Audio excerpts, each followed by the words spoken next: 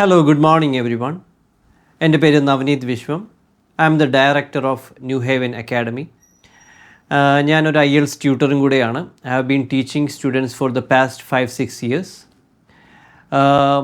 നമുക്കിന്ന് ഡിസ്കസ് ചെയ്യാൻ പോകുന്ന കാര്യമെന്ന് പറയുന്നത് IELTSൻ്റെ സ്പീക്കിംഗ് എന്ന് പറയുന്ന ടോപ്പിക്കിനെ കുറിച്ചിട്ടാണ്. അതിൻ്റെ കുറച്ച് ടിപ്സും കാര്യങ്ങളും ആയിരിക്കും നമ്മളിന്ന് ഡിസ്കസ് ചെയ്യാൻ പോകുന്നത്. അപ്പോൾ IELTSൻ്റെ സ്പീക്കിങ്ങിനെ കുറിച്ച് നമ്മൾ പറയുമ്പോൾ നമ്മൾ 3 കാര്യങ്ങളാണ് മെയിനായിട്ടും ശ്രദ്ധിക്കേണ്ടത്. ആദ്യത്തെ കാര്യം എന്ന് പറയുന്നത് ബോഡി ലാംഗ്വേജ് ആണ്. രണ്ടാമത്തെ കാര്യം എന്ന് പറയുന്നത് ഹൗ ടു സ്പീക്ക്, എങ്ങനെയാണ് നമ്മൾ സംസാരിക്കേണ്ടത്. ഒരു IELTSൻ്റെ സ്പീക്കിങ്ങിൻ്റെ എക്സാമിന് നമ്മൾ എങ്ങനെയാണ് സംസാരിക്കേണ്ടത്. മൂന്നാമത്തെ കാര്യം എന്ന് പറയുന്നത് വാട്ട് ടു സ്പീക്ക്, നമ്മൾ എന്താണ് സംസാരിക്കേണ്ടത്. അപ്പോൾ ആദ്യത്തെ ടോപ്പിക്കിലേക്ക് നമുക്ക് കിടക്കാം. ആദ്യത്തെ ടോപ്പിക് എന്ന് പറയുന്നത് ബോഡി ലാംഗ്വേജ് ആണ്. ബോഡി ലാംഗ്വേജിൽ എന്തൊക്കെയാണ് നമ്മൾ ശ്രദ്ധിക്കേണ്ടത്. നമ്മൾ സംസാരിക്കുന്ന സമയത്തും നമ്മൾ എക്സാമിനെ പോയി അവരെടുത്ത് സംസാരിക്കുമ്പോൾ എന്തൊക്കെയാണ് നമ്മൾ ശ്രദ്ധിക്കേണ്ടത് ബോഡി ലാംഗ്വേജിനെ ബേസ് ചെയ്തിട്ട്. ആദ്യത്തെ കാര്യം എന്ന് പറയുന്നത് നമ്മൾ ആദ്യം സ്ട്രെയിറ്റ് ആയിട്ടിരിക്കുക. മെയിൻലി നമുക്കൊരു പോസിറ്റീവായിട്ടുള്ളൊരു ഔട്ട്കം ആയിരിക്കണം എക്സാമിനറിനെ നമ്മൾ കൊടുക്കേണ്ടത്. നമ്മൾ സ്ട്രെയിറ്റ് ആയിട്ട് നിൽക്കുന്നതിനോടൊപ്പം തന്നെ നമ്മുടെ ഷോൾഡറും നമ്മുടെ ഫേസും ലെവലായിട്ട് തന്നെ കീപ്പ് ചെയ്യാൻ ശ്രമിക്കണം. നമ്മൾ മുകളിലോട്ടോ അല്ലെങ്കിൽ താഴോട്ടോ നോക്കി നമ്മുടെ ആ ഒരു പോസ്ചറിനെ നമ്മൾ കുറയ്ക്കരുത്. സ്ട്രെയിറ്റ് ആയിട്ടിരിക്കുക. ഷോൾഡറും നമ്മുടെ ഫേസും ഓൾമോസ്റ്റ് ലെവലായിട്ട് തന്നെ കീപ്പ് ചെയ്യുക. അതിനുശേഷം നമ്മൾ ശ്രദ്ധിക്കേണ്ട കാര്യം എന്ന് പറയുന്നത് നമ്മുടെ സ്മൈലാണ്. അപ്പോൾ നമ്മുടെ ഫേസിലൊരു സ്മൈൽ എപ്പോഴും ഉണ്ടായിരിക്കണം. എപ്പോഴും നമ്മൾ അവരുടെ അടുത്ത് സംസാരിക്കുമ്പോൾ ഒരു ഗ്രേഷ്യസ് ആയിട്ട് നമ്മൾ സംസാരിക്കാൻ ശ്രമിക്കണം. മൂന്നാമത്തെ കാര്യം നമ്മൾ നോക്കുമ്പോൾ നമുക്ക് പറയാൻ പറ്റുന്നത് ഐ കോണ്ടാക്റ്റ് ആണ്. ഐ കോണ്ടാക്റ്റും വളരെയധികം ഇമ്പോർട്ടൻ്റ് ആയിട്ടുള്ളൊരു കാര്യമാണ്. കാരണം ഐ കോണ്ടാക്റ്റ് എന്ന് പറയുന്നത് നമ്മൾ എക്സാമിനറിനെ നമ്മളൊരു കാര്യം പറയുമ്പോൾ നമ്മൾ ഡീറ്റെയിൽ ആയിട്ട് നമ്മൾ നോക്കണം. എക്സാമിനറിനെ നമ്മൾ ഐ കോണ്ടാക്റ്റ് മേക്ക് ചെയ്യണം. ഐ കോണ്ടാക്റ്റ് മേക്ക് ചെയ്യുക എന്ന് നമ്മൾ ഉദ്ദേശിക്കുമ്പോൾ അവരെ മുഖത്ത് തുറിച്ചു നോക്കിക്കൊണ്ടിരിക്കുക എന്നുള്ള ഒരു അർത്ഥമല്ല. ഐ കോണ്ടാക്റ്റ് മേക്ക് ചെയ്യുന്നതിനോടൊപ്പം തന്നെ ഐ കോണ്ടാക്റ്റ് ബ്രേക്ക് ചെയ്യുന്നതും ഇമ്പോർട്ടൻ്റ് ആയിട്ടുള്ള കാര്യമാണ്. സോ ഐ കോണ്ടാക്റ്റ് നമ്മൾ മേക്ക് ചെയ്യുമ്പോൾ നമുക്ക് ഒരു കാര്യം നമ്മൾ ഇമ്പോർട്ടൻ്റ് ആയിട്ടുള്ള കാര്യങ്ങളൊക്കെ പറയുമ്പോൾ അവരുടെ ഐ കോണ്ടാക്റ്റ് മേക്ക് ചെയ്ത് തന്നെ അവരുടെ അടുത്ത് കാര്യങ്ങൾ പറയുക. നമുക്ക് ചിന്തിക്കണം. നമുക്ക് എന്തെങ്കിലും കാര്യങ്ങൾ വരുമ്പോൾ നമുക്ക് ചിന്തിക്കണമെന്ന് വരുമ്പോൾ നമുക്ക് ഐ കോണ്ടാക്റ്റ് ബ്രേക്ക് ചെയ്യാം. ഐ കോണ്ടാക്റ്റ് ബ്രേക്ക് ചെയ്യുമ്പോൾ നമ്മൾ ശ്രദ്ധിക്കേണ്ട കാര്യം എന്ന് പറഞ്ഞു കഴിഞ്ഞാൽ സ്വിഫ്റ്റ് ആയിട്ടുള്ള വളരെ സ്പീഡായിട്ടുള്ള ഹെഡ് മൂവ്മെൻറ്റ്സ് ഒഴിവാക്കണം.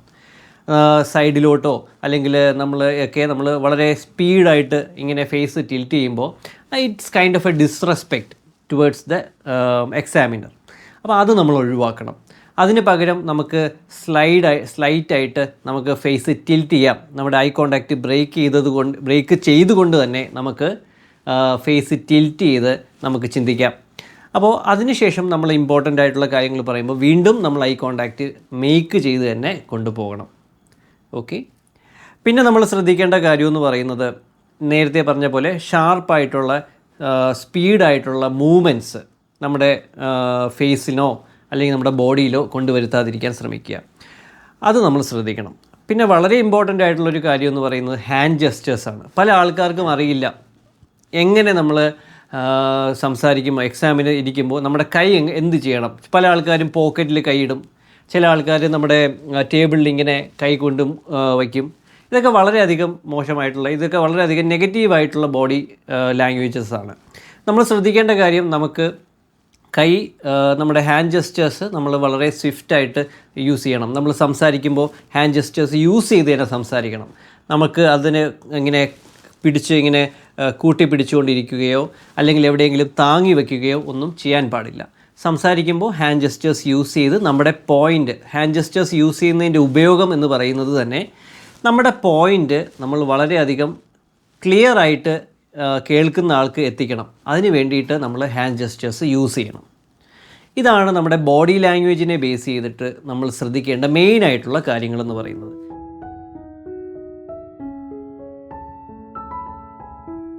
ഇനി അടുത്ത ടോപ്പിക്കിലേക്ക് നമുക്ക് പോവാം. അടുത്ത ടോപ്പിക് എന്ന് പറഞ്ഞാൽ എന്താണ്? ഹൗ ടു സ്പീക്ക്, എങ്ങനെയാണ് നമ്മൾ സംസാരിക്കേണ്ടത്. ഹൗ ടു സ്പീക്ക് എന്ന് പറയുന്ന ടോപ്പിക്ക് വരുമ്പോൾ നമ്മൾ ശ്രദ്ധിക്കേണ്ട കാര്യം, നമ്മൾ ഒരു സെൻറ്റൻസ് നമ്മളൊരു കാര്യം പറഞ്ഞു തുടങ്ങുമ്പോൾ നമ്മൾ ഒരു ആവറേജ് വോളിയത്തിൽ വേണം സംസാരിക്കാൻ. കാരണം എന്തെന്ന് പറഞ്ഞാൽ ചില ആൾക്കാർ ഇപ്പോൾ നമ്മൾ കേൾക്കുന്ന ആളെന്ന് പറയുന്നത് സൗണ്ട് കുറച്ചാണ് നമ്മൾ സംസാരിക്കുന്നതെങ്കിൽ നമ്മൾ എന്തിനാണ് സംസാരിക്കുന്നത്? നമ്മൾ സംസാരിക്കുന്നത് നമ്മുടെ മനസ്സിലുള്ള ഒരു ഐഡിയ അല്ലെങ്കിൽ കോൺസെപ്റ്റ് നമ്മൾ കേൾക്കുന്ന ഒരാൾക്ക് നമ്മൾ ട്രാൻസ്മിറ്റ് ചെയ്യുവാണ്. അപ്പോൾ ഏറ്റവും നല്ല രീതിയിൽ ട്രാൻസ്മിറ്റ് ചെയ്യുവാൻ വേണ്ടിയിട്ടാണ് നമ്മൾ ഇതേപോലെ സ്പീക്കിംഗ് ടിപ്സുകൾ നമ്മൾ എടുക്കുന്നത്. അപ്പോൾ അതിനു വേണ്ടി തന്നെ നമ്മൾ ശ്രദ്ധിക്കുമ്പോൾ നമ്മളൊരു വോളിയം വളരെ കുറച്ച് സംസാരിക്കുകയാണെന്നുണ്ട് എങ്കിൽ കേൾക്കുന്ന ആൾക്ക് അത് മനസ്സിലാവില്ല. അപ്പോൾ നമ്മുടെ ഐഡിയ അവർക്ക് ക്ലാരിറ്റി കിട്ടില്ല. അതേ മറിച്ച് നമ്മൾ വളരെ ഉറച്ച് സംസാരിക്കുമ്പോൾ ഉള്ള പ്രശ്നം എന്താണ്? സെൻസിറ്റീവായിട്ടുള്ള ഇയേഴ്സ് ഉള്ള ആൾക്കാരാണ് എങ്കിൽ അവർക്കത് വളരെയധികം ഇറിറ്റേറ്റഡ് ആയിട്ട് തോന്നും. അവർക്ക് പിന്നെ കേൾക്കാനേ തോന്നത്തില്ല, നമ്മൾ എന്താണ് പറയുന്നത് എന്നുള്ളത് കേൾക്കാനേ തോന്നത്തില്ല. അപ്പോൾ അത് രണ്ടും ഒഴിവാക്കാൻ വേണ്ടിയിട്ട് നമുക്കൊരു ആവറേജ് വോളിയത്തിൽ തന്നെ നമ്മുടെ സെൻറ്റൻസ് സ്റ്റാർട്ട് ചെയ്യാം. ഇതിന് ശേഷം നമ്മൾ സെൻറ്റൻസ് സ്റ്റാർട്ട് ചെയ്തതിന് ശേഷം നമ്മൾ ശ്രദ്ധിക്കേണ്ട കാര്യം എന്താണ്? നമ്മൾ ശ്രദ്ധിക്കേണ്ട കാര്യം എന്ന് പറയുന്നത് നമ്മുടെ സ്പീഡാണ്. നമ്മൾ സംസാരിക്കുന്ന സ്പീഡാണ്. അപ്പോൾ നമ്മൾ സംസാരിക്കുന്ന സ്പീഡെന്ന് പറയുന്നത് ഒരു ആവറേജ് വോളിയത്തിൽ തന്നെ ആവറേജ് പേസിൽ തന്നെ നമ്മൾ സംസാരിക്കണം. ഒരു തീരെ സ്പീഡ് കൂടുകയോ അല്ലെങ്കിൽ വളരെ പതുക്കെ സംസാരിക്കുകയോ ചെയ്യരുത്. ഒരു ആവറേജ് പേസിൽ വേണം നമ്മൾ സംസാരിക്കാൻ. അതിനുശേഷം ചില കാര്യങ്ങൾ നമുക്ക് കുറച്ച് സ്പീഡിൽ സംസാരിക്കേണ്ടി വരും, ചില കാര്യങ്ങൾ നമ്മൾ കുറച്ച് പതുക്കെ സംസാരിക്കേണ്ടി വരും. ആ ഇൻസ്റ്റൻസസിൽ മാത്രം നമ്മൾ കുറച്ച് സ്പീഡപ്പ് ആക്കാം, കുറച്ച് പേസ് കുറയ്ക്കാം. അല്ല എന്നുണ്ടെങ്കിൽ ഒരു ആവറേജ് പേസിൽ തന്നെ നമ്മൾ സംസാരിക്കണം. അപ്പോൾ നമ്മൾ ആദ്യം ഒരു സെൻറ്റൻസ് സംസാരിച്ച് സ്റ്റാർട്ട് ചെയ്തു, ഒരു ആവറേജ് വോളിയത്തിൽ സ്റ്റാർട്ട് ചെയ്തു. അതിനുശേഷം നമ്മളൊരു ആവറേജ് പേസിൽ സംസാരിച്ചു കൊണ്ട് പോവുകയാണ്. അപ്പോൾ നമ്മൾ സംസാരിക്കുമ്പോൾ ചില വാക്കുകൾ വളരെയധികം ഇമ്പോർട്ടൻ്റ് ആണ്. അപ്പോൾ ഇമ്പോർട്ടൻ്റ് ആയിട്ടുള്ള വാക്കുകൾ നമ്മൾ പറയുമ്പോൾ നമ്മൾ എന്ത് ചെയ്യണം? സ്ട്രെസ്സ് ചെയ്ത് പറയണം. ആ വാക്കുകളെ നല്ല രീതിയിൽ സ്ട്രെസ്സ് ചെയ്ത് പറയണം. ഇത് കേൾക്കുമ്പോൾ ആ ആൾക്ക് മനസ്സിലാകണം ഇത് ഇമ്പോർട്ടൻ്റ് ആയിട്ടുള്ള വാക്കുകളാണ്. നമ്മളൊരു വാക്ക് സ്ട്രെസ്സ് ചെയ്ത് പറയുമ്പോൾ ഓട്ടോമാറ്റിക്കലി കേൾക്കുന്ന ആൾക്ക് സബ് കോൺഷ്യസ്ലി ഫീൽ ചെയ്യും. എന്താണ്? ഇതിന് അറ്റൻഷൻ കൂടുതൽ നമ്മൾ കൊടുക്കണം, ഇത് ഇമ്പോർട്ടൻ്റ് ആയിട്ടുള്ള വാക്കുകൾ ആണ്. അപ്പോൾ അതേപോലെ നമ്മൾ ഇമ്പോർട്ടൻ്റ് ആയിട്ടുള്ള വാക്കുകളെ സ്ട്രെസ്സ് ചെയ്യണം. അടുത്ത കാര്യം, നമ്മളപ്പോൾ സെൻറ്റൻസ് സ്റ്റാർട്ട് ചെയ്തു, നമ്മൾ സെൻറ്റൻസിൽ കൂടെ സംസാരിച്ചുകൊണ്ട് പോവുകയാണ്. ഇമ്പോർട്ടൻ്റ് ആയിട്ടുള്ള വാക്കുകളൊക്കെ സ്ട്രെസ് ചെയ്ത് സംസാരിച്ചു. ഇനി എന്താണ് വേണ്ടത്? സെൻറ്റൻസ് നമ്മൾ എൻഡ് ചെയ്യണം.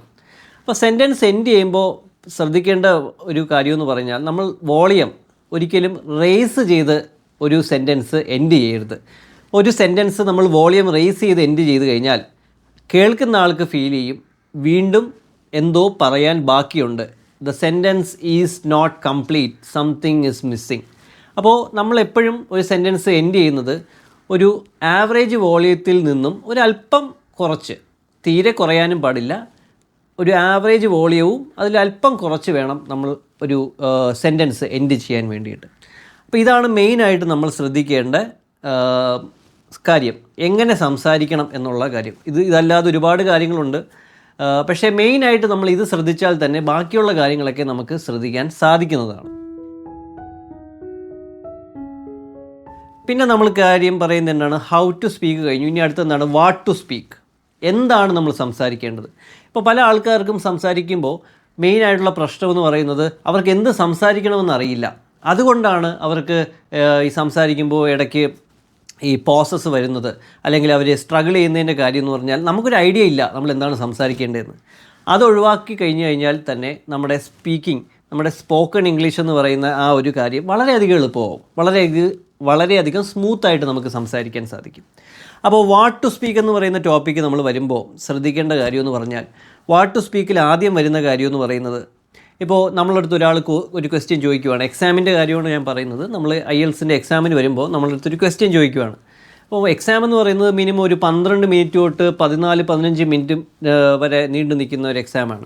അപ്പോൾ അവിടെ നമ്മൾ ഒരുപാട് കാര്യങ്ങൾ എക്സാമിനർ ചോദിക്കും. അപ്പം നമ്മൾ ഒരുപാട് കഥ പോലെ കാര്യങ്ങൾ പറഞ്ഞു കഴിഞ്ഞാൽ അവർക്ക് നമ്മുടെ പോയിൻറ്റ്സ് അവർക്ക് എത്തിക്കാൻ പറ്റില്ല. അപ്പം നമ്മൾ ആദ്യം ചെയ്യേണ്ട കാര്യം എന്ന് പറഞ്ഞാൽ അവർ ചോദിക്കുന്ന ചോദ്യം എന്താണ് അത് വളരെ ശ്രദ്ധയോടുകൂടി കേൾക്കുക. അത് കേട്ടതിന് ശേഷം ആ ക്വസ്റ്റ്യൻ നന്നായിട്ട് മനസ്സിലാക്കിയതിന് ശേഷം നമ്മൾ എന്ത് ചെയ്യണം? അതിന് ഡയറക്റ്റ് ആയിട്ടുള്ള ഒരു ആൻസർ കൊടുക്കണം. എന്താണോ ചോദ്യം അതിന് ഡയറക്റ്റ് ആയിട്ടുള്ള ഒരു ആൻസർ കൊടുക്കണം. പലപ്പോഴും ആൾക്കാർ ചെയ്യുന്ന കാര്യം എന്ന് പറഞ്ഞാൽ ഇതുമായിട്ട് ബന്ധപ്പെട്ട ഒരുപാട് കാര്യങ്ങൾ പറയും, അവസാനം ഡയറക്റ്റായിട്ട് ആൻസർ പറയാമെന്ന് വിചാരിക്കും. അപ്പോൾ ഈ എക്സാമിനർ എന്താണ് നോക്കുന്നത്? അവർ ചോദിച്ച ചോദ്യത്തിന് ഇതൊരു ഉത്തരം കിട്ടിയിട്ടില്ല, ടാസ്ക് അച്ചീവ്മെൻ്റ് എന്ന് പറയുന്ന മാർക്കിങ്ങിൽ നമുക്ക് പോയിൻ്റ് കുറയും. അപ്പോൾ അത് വളരെയധികം പ്രോബ്ലം ഉള്ള കാര്യമാണ്. അപ്പോൾ ആദ്യമേ നമ്മൾ എന്താ ചെയ്യേണ്ടത്? നമ്മളൊരു ഡയറക്റ്റ് ആയിട്ടുള്ളൊരു ആൻസർ കൊടുക്കണം.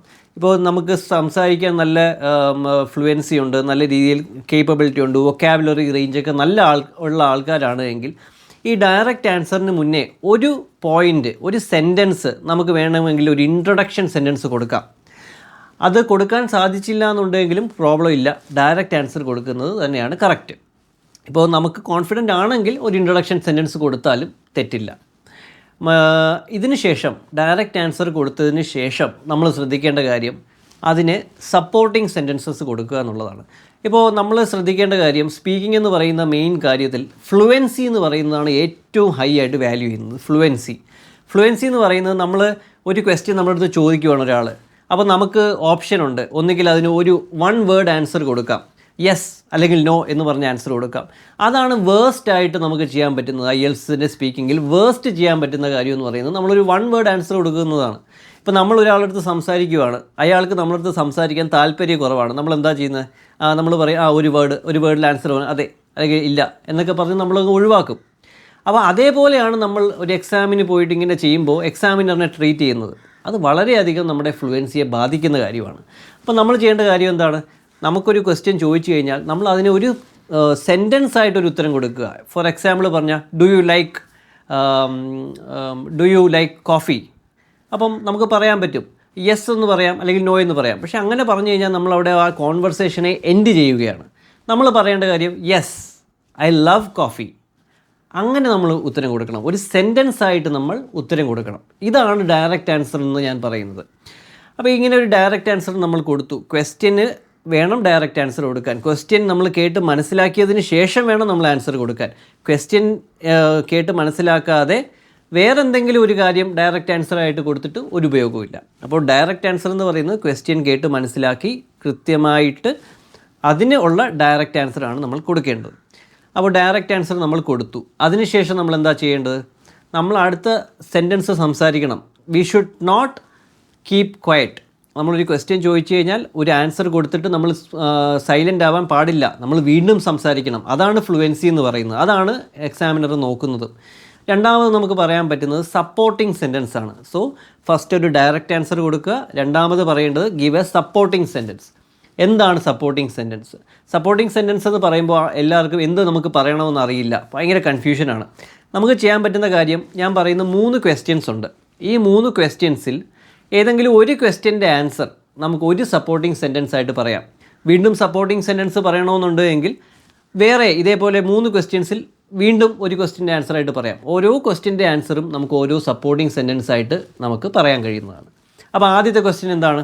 ആദ്യത്തെ ക്വസ്റ്റ്യൻ എന്ന് പറയുന്നത് വൈ, എന്തുകൊണ്ട്, WHY.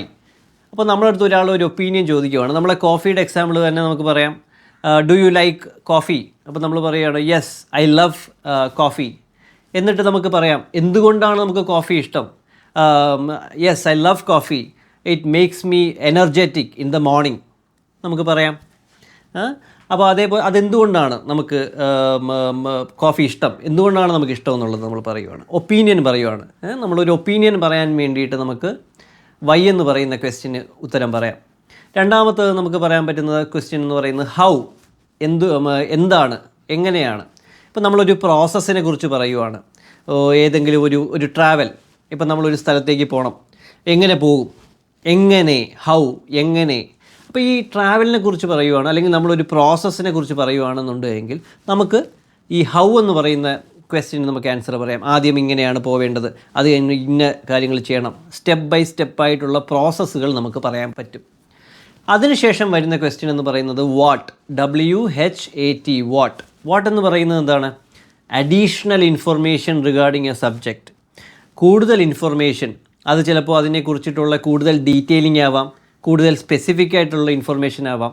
ഇതൊക്കെയാണ് വാട്ട് എന്ന് പറയുന്നത് നമ്മൾ പറയുന്നത്.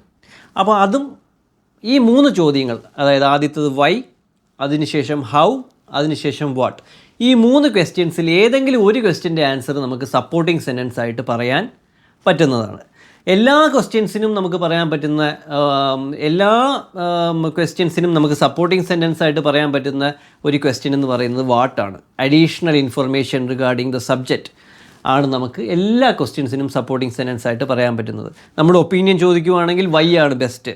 ഒരു പ്രോസസ്സിനെ കുറിച്ച് പറയാൻ എക്സ്പ്ലെയിൻ ചെയ്യാനാണെങ്കിൽ ഹൗ ആണ് ബെസ്റ്റ്. ഇങ്ങനെ നമുക്ക് നമ്മുടെ ഡയറക്റ്റ് ആൻസറിന് ശേഷം സപ്പോർട്ടിംഗ് സെൻറ്റൻസസ് പറയാൻ പറ്റും. അപ്പോൾ ഇതാണ് നമ്മൾ ആദ്യം ശ്രദ്ധിക്കേണ്ടത്. അപ്പോൾ ഇതിന് ശേഷം നമുക്ക് പറയാൻ പറ്റുന്ന കാര്യം എന്ന് പറയുന്നത് എക്സാമ്പിൾസ് ആണ്. എക്സാമ്പിൾസ് എന്ന് വെച്ചാൽ എന്താണ്?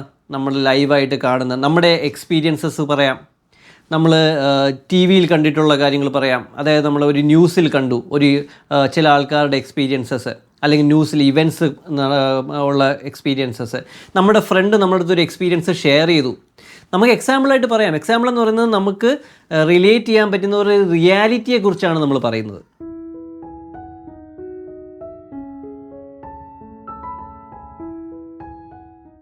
അപ്പോൾ ഈ കാര്യങ്ങളൊക്കെയാണ് സ്പീക്കിങ്ങിൽ ബേസിക്കായിട്ട് നമുക്ക് അറിയേണ്ട കാര്യങ്ങൾ. ഇതല്ലാതെയും കാര്യങ്ങളുണ്ടാവും, പക്ഷേ ഇതൊക്കെ ഉണ്ട് എന്നുണ്ടെങ്കിൽ തന്നെ നമുക്ക് നല്ലൊരു സ്കോർ, മിനിമം ഒരു ബേസ് സ്കോർ 7+ നമുക്ക് നേടാൻ പറ്റും. ഈ കാര്യങ്ങൾ ശ്രദ്ധിച്ച് പ്രാക്ടീസ് ചെയ്ത് കഴിഞ്ഞാൽ, ഈ കാര്യങ്ങൾ അറിഞ്ഞിരുന്നാൽ മാത്രം നമുക്കൊന്നും ചെയ്യാൻ കഴിയില്ല. ഈ കാര്യങ്ങളൊക്കെ നമ്മൾ പ്രാക്ടീസും ചെയ്യണം. Okay, thank you so much for your time.